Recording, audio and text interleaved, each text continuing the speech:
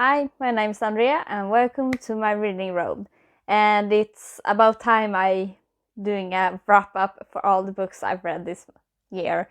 I've read as of now 29 books, but 22 of those count for my Read What You Own challenge.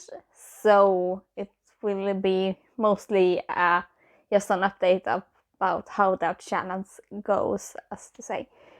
Of the 7 books that doesn't count for the challenge, well, one of them is To Your Eternity by Yoshitoki Oima, and it doesn't count because it was a present for Christmas from my brother, so it doesn't count because I started it before Christmas.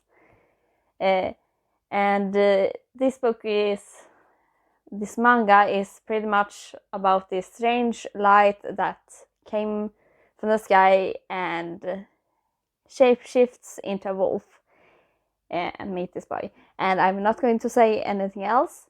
I have only read the first one and I'm looking forward to continue it because I'm still unsure about exactly what it's about. It's just started, so it's hard to tell if I'm going to really like it or not.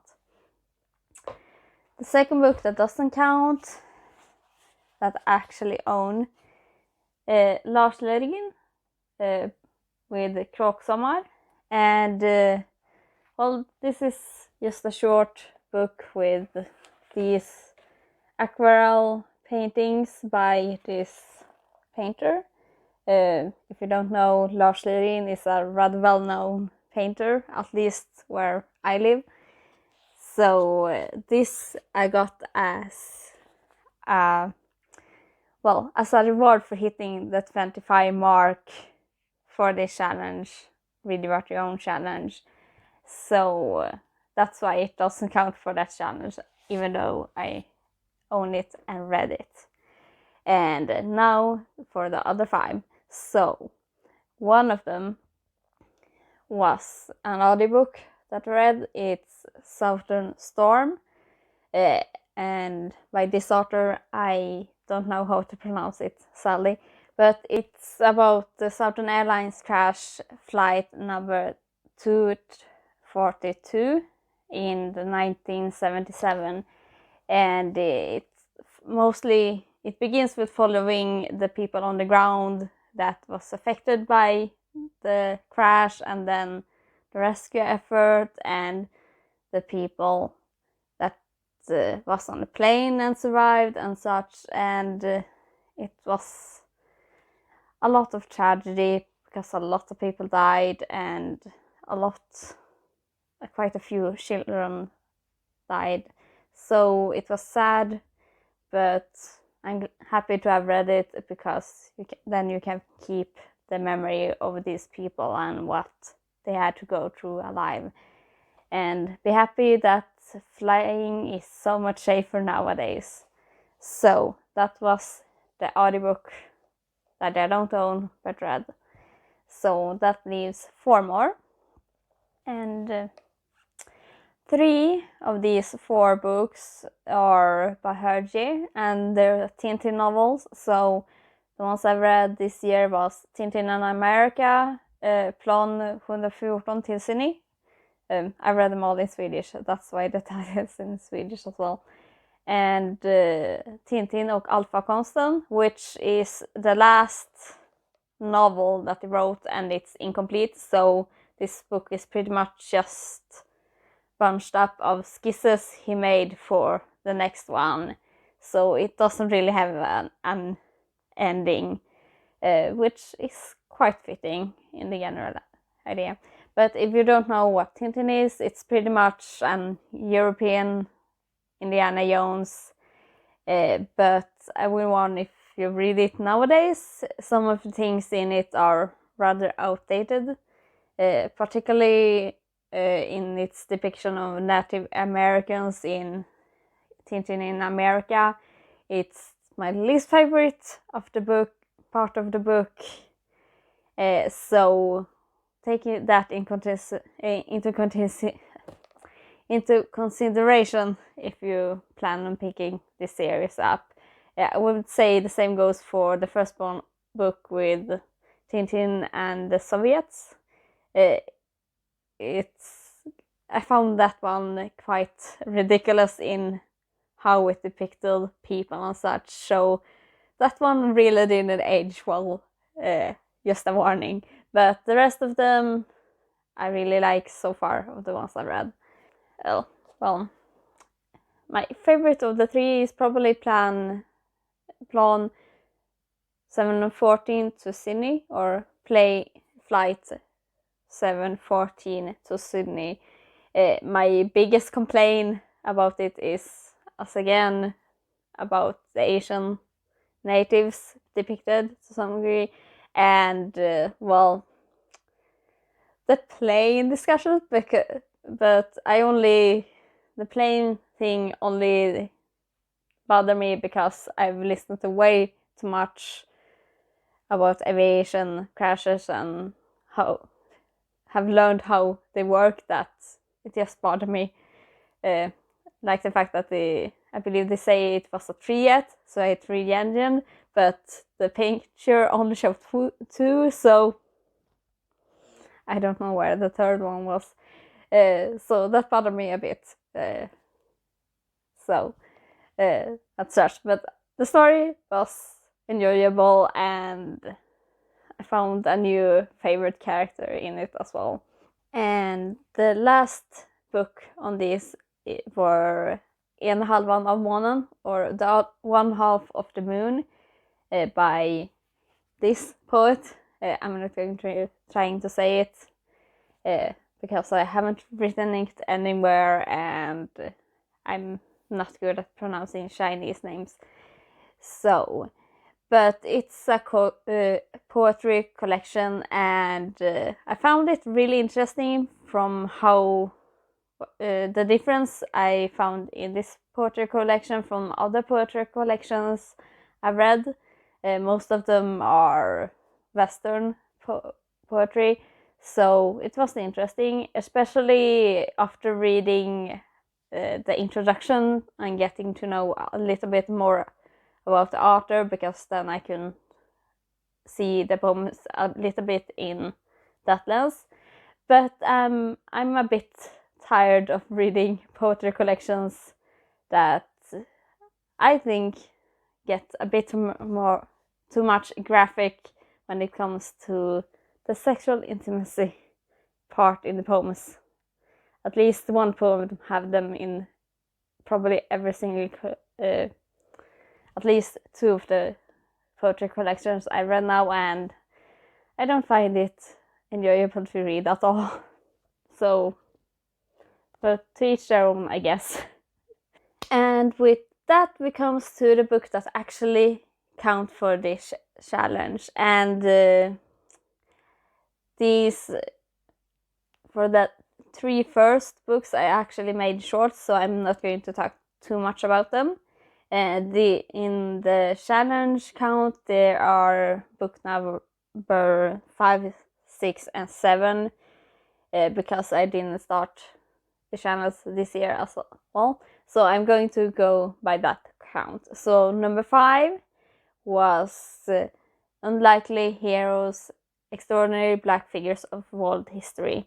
And all I say is it's good that this exists, but I wish that they let the people's, well, achievements speak a little more for themselves, and there was a little less of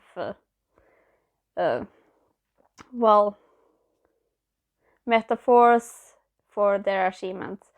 The biggest problem I had was the one about the current vice president of the United States, because she got one side in this book, and about a third of it was only for the same, well, comparison to grass ceiling and whatnot.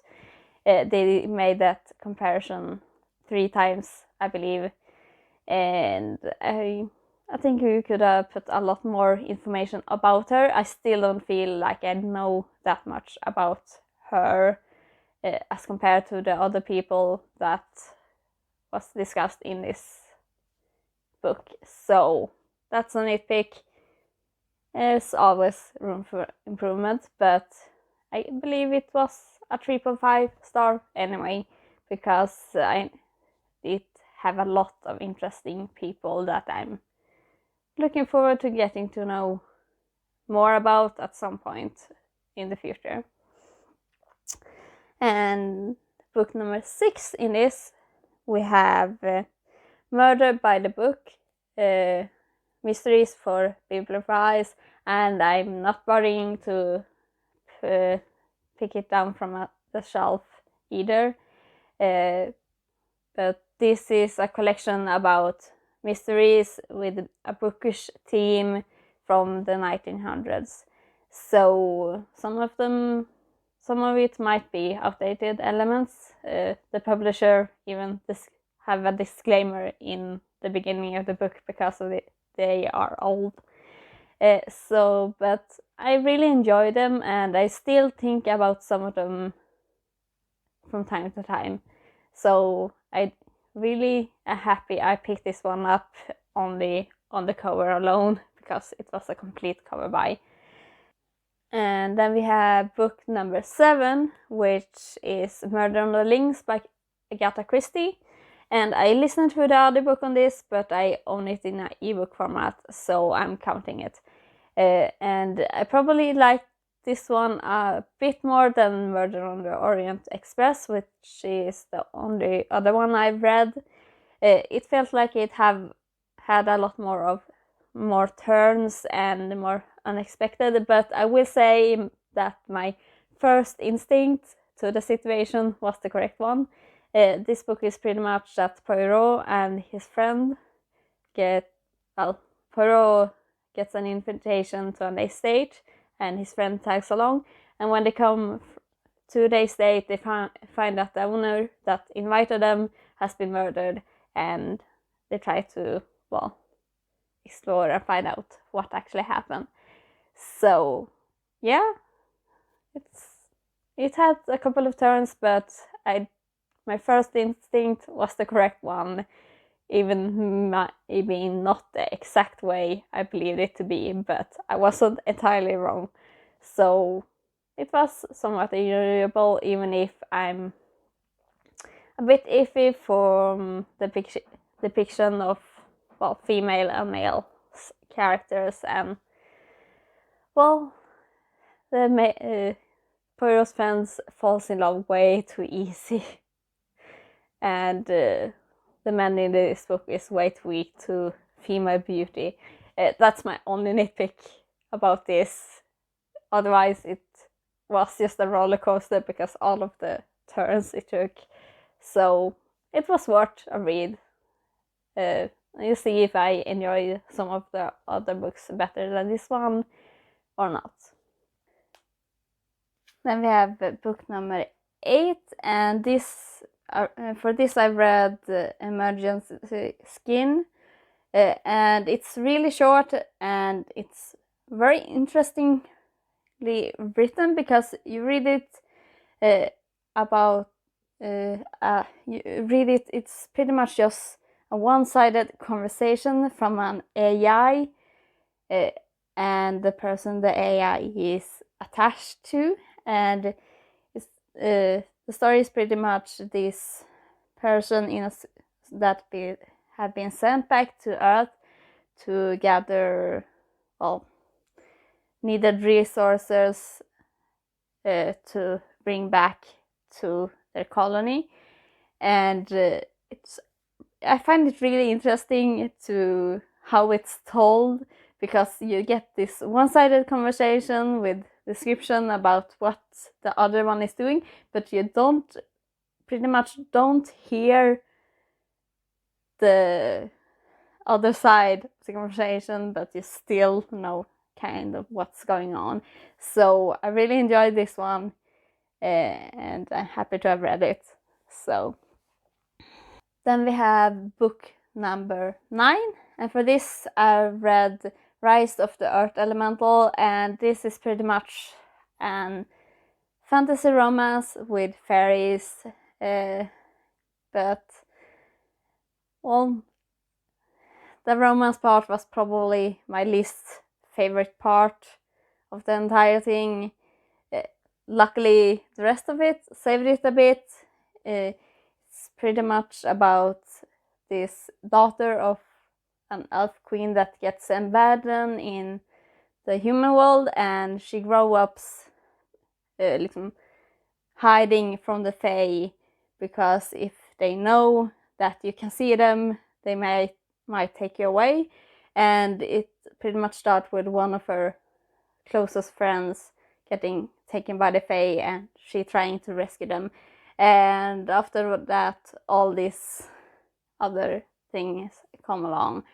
So I like the side characters for the most part. I wish there was more time to flesh out her relationship with them and her father, because she finds out who her parents are, both of them. So that's the interesting part. I didn't like the romance part because it's kind of, you're destined to be together, and I enjoyed that she was reluctant because she felt like this didn't give her any choice in the match at all, and she was resistant because of that. But I didn't enjoy that she gave in a bit too easily. But it was a short book, so maybe. There is an sequel that follows one of her friends in the real world, and I probably will pick that one up because I want to know what happened to her friends in the human world, with both her and her friend pretty much disappearing from thin air. So, plus we got a couple of characters in the human world that are not followed up on in the first book. So hopefully I will be hearing more from them in the second, the one I'm done with the challenge and can actually get my hand on that book. We'll see. Then we have book number 10, and this is a non-fiction book called It's Not About the Burqa, and it's, well, a collection of essays about Islam women, written by Islam women. It's a bit England focused because most of them seems to live there. But I find it really interesting, and it's probably one of those non-fiction you should read to get a better understanding of the world, because it takes up things that I've never thought about, I never heard anyone talk about, and it just shows you how ignorant you can be about this side of the story. So I do recommend this really highly. It was kind of eye-opening in a way. So definitely on my list of books you probably should read to get to know the world before you die. So I probably will have to put up such a list now because of this book. And I read the League of Regrettable Sidekicks, and it's a non-fiction book about different sidekick characters in comic books. It starts in the Golden Era, and they're categorized in the eras they came out in, and some of them are really strange, and some of them I kind of sad to see go, but they're just a fun thing, and comics in general can be so wacky and with what they come up with, so it's fun to read them. Then I read A Storied Life of A.J. Fikri, and I was a bit hesitant in reading this one because I heard both good and bad things about it. I enjoyed it a lot. It's about this man that owns this bookshop, and he lost his wife, and then he finds a baby abandoned in the bookshop, and he adopts her, as well as his relationship with a company representative from a book. Well, what's the word? The Swedish one is förlag, bokförlag. I can't come up with the English one for the life of me right now, but the printer books, like Bloomsbury or Orbit, that comes to the shop and recommend book that they're trying to sell him for that year's new releases and such. So it's his relationship with them and his sister-in-law and the community as a whole, and how adopting this baby affect him. And I would say I read Small Pleasures last year, and this book is pretty much all I wanted from Small Pleasures, and I can't exactly explain why, because they're both sad at some point, but I enjoyed this one a lot more. It kind of healed the scar that one that Small Pleasures left me last year. So I'm really happy to have read it, and all of it just wrapped up really satisfying as well. And I would say I really love having a cop side characters in books. Cop and priest side characters, for some reason, they always are some of my favorites. I can't explain what it was, but this book was really enjoyable to me, and as I said, was all Small Pleasures wasn't that I wanted. So I'm happy to have finally read it. Then we have book number 13, and for this one I've read My Hero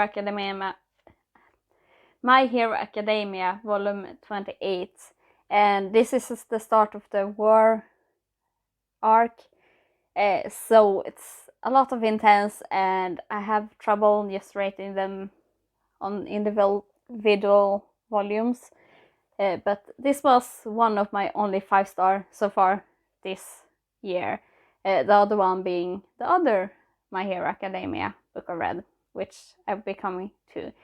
But I won't be saying much about this because it's so far along in the series, and most I can say it are on the cover pretty much. Sasawa and Shigaraki. So I enjoyed this one, and we'll see where it goes. I still haven't caught up to this series. Next I read, number 14, The Secrets of Greek Revival, and I went into this one believing it was kind of a mystery with some ghosts.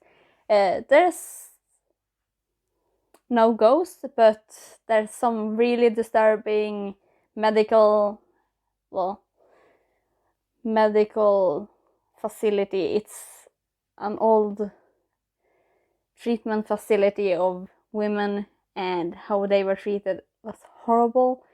It's pretty much about these 3 ladies in old ladies. They're well into the 50s, I believe, that buy this old house to renovate it and maybe make it a bed and breakfast or something, because they have nothing but other to do because the children are out of the nest, so to speak, and they encounter what they believe is a ghost that are haunting this one, and that's why no one has bought it and kept it for long. And there's some mysteries going on for the history of this house and what was going on there before, and there's a treasure that some people want the house to find later, and well, there's quite a bit going on with this house, and so not quite what I expected, but it was well enough. Not a favorite, but I enjoyed listening to it, even if some of the things in it was really disturbing. Yeah.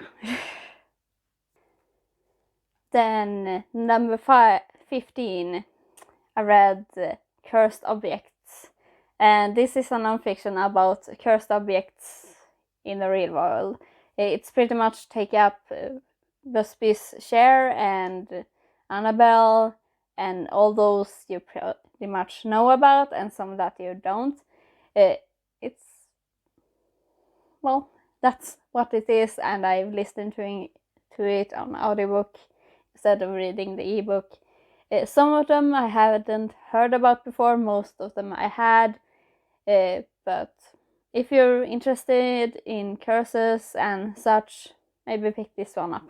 And then we have book number 16, and that's where My Hero Academia Volume 29 comes in. This is as I said, the other 5-star I had this year so far. But, well, I'm continuing in this arc, and I'm not going to say anything about it except I'm enjoying it so far, but I'm terribly afraid of all the characters, especially the adult ones, because they're pretty much, they can kill them if they want. They have killed adult characters before.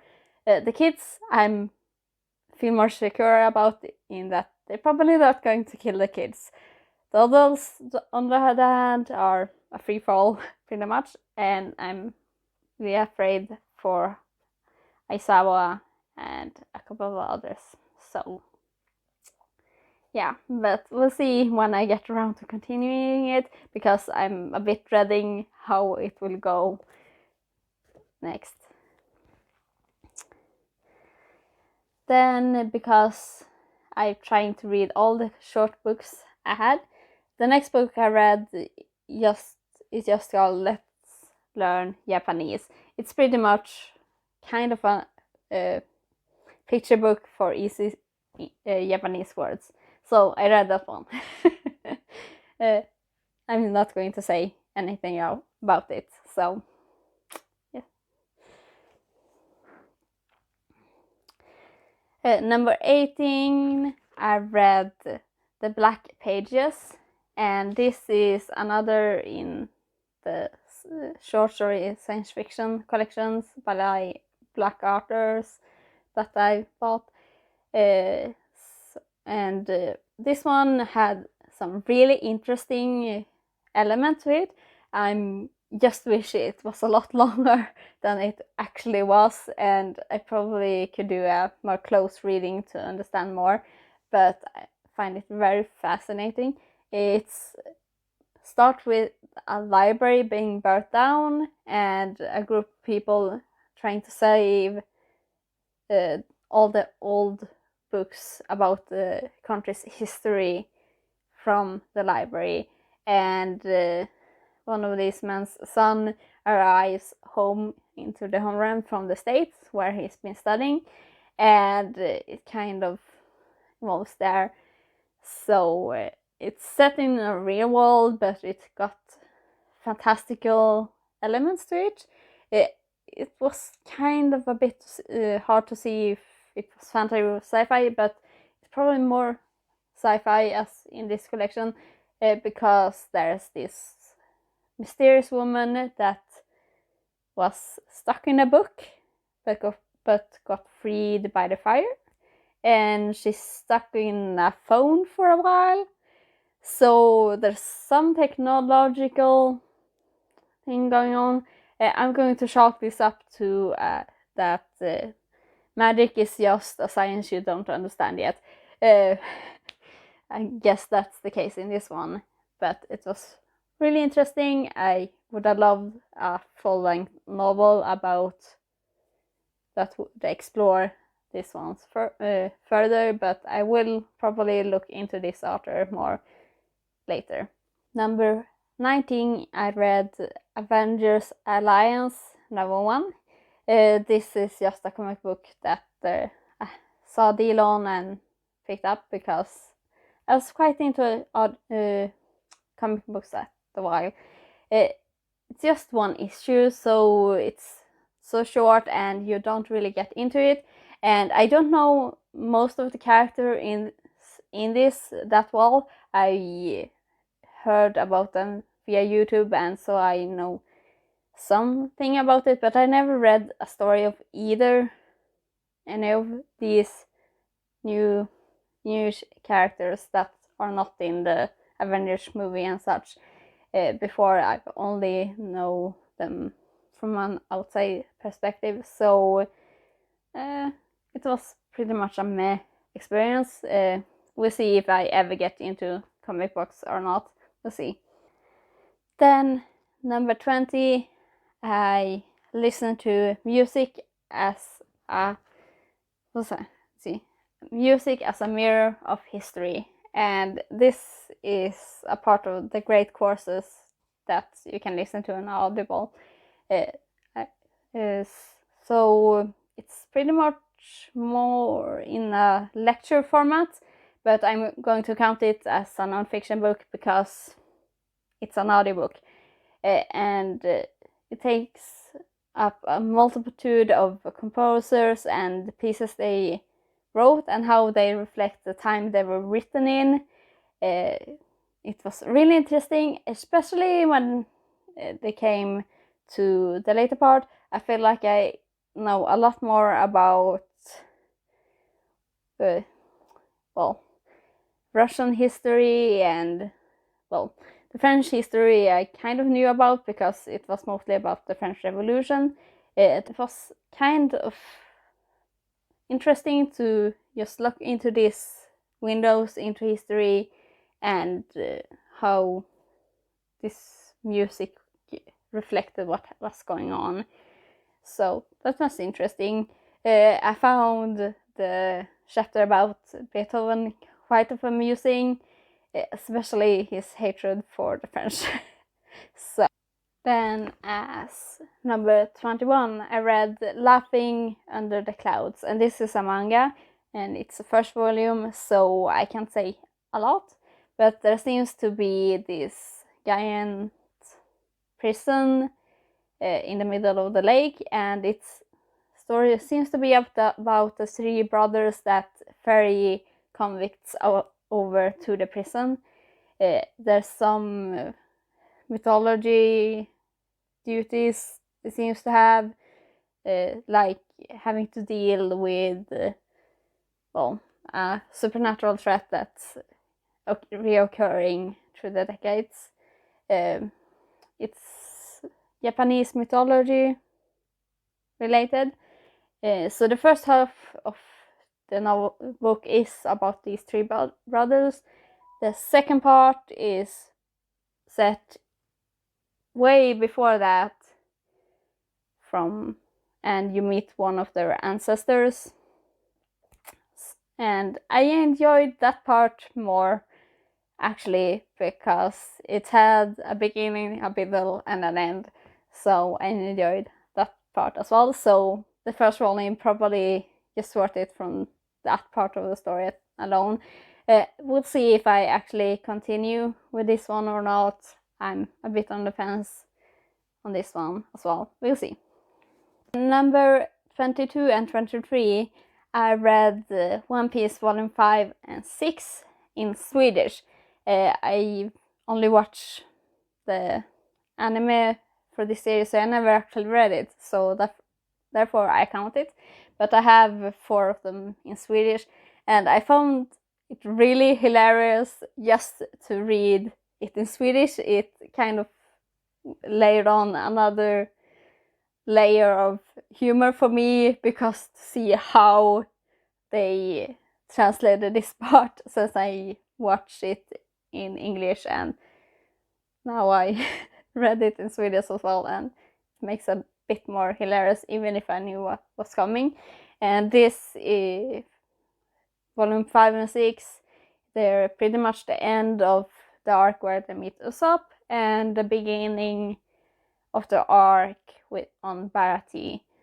That's the span of these 2 volumes, and I enjoyed them. Not quite 5-star, but they did make me laugh, so that's a good plus. Then book number 24 was Småstadshjärtan, Unga röster om livet. And this is a poetry collection that they made from people in my town. So I have a poem that's actually in here that got in because I left multiple on it and one got in to this copy. So that's kind of fun, and that's mostly the reason I have this one. But the poems in the South go up and down because they're written by mostly people my age, when people that were around my age when this one will come out. So teenagers and not really poets in the same sense. But it's interesting because most of them have the same theme, because the theme is living in a small town and how it is to live in a small town. So that's the common theme for all these. It also comes with a CD and a song that I sometimes listen to called Småstadsidyll, because I enjoy it a lot. It's on YouTube also, I believe, but that's why I have this, and now I can finally say I've actually read it. Then book number 25 for the challenge, and the one that made me reach the quarter goal, is Clapback, and it's another one of these sci-fi short stories by black authors from Amazon, and this one is probably my least favorite so far. It's the first part is set more in closely to war age, and second part in the future, and it seems to have some part about nanites, micro technology organism. It's start with this fashion engineer designer that have made clothes that when you wear them, they take the small microfiber into the skin and make the wearer compel the wearer to say a certain phrase and such. And then you follow this student that's making an exhibition that's doing something similar with nanites, except for figures. And well, as I said, it was my least favorite of all of them, but I found the concept rather intriguing, at least. I'm not sure I knew all that was going on, but some of them, and I can see what she was going to forward, but I didn't enjoy it as much as the other ones. Then we have the last book I am going to talk about, which is book number 26, and it's The Highest Duty. And this is a book about Sully Sullenberger, Chelsea Sullenberger. You know him as Sully, and it's about the miracle on the Hudson and pretty much his life up to that crash.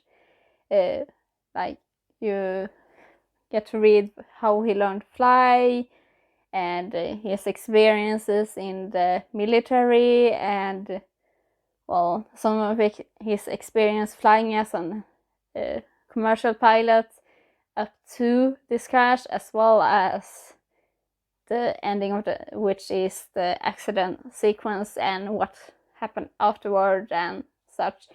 So it was really interesting because you get a look into the pilot profession in a different way, both for the military and the commercial one, and how this crash affected him. they also bring up the Valujet accident. So some other accidents are mentioned in this one as well.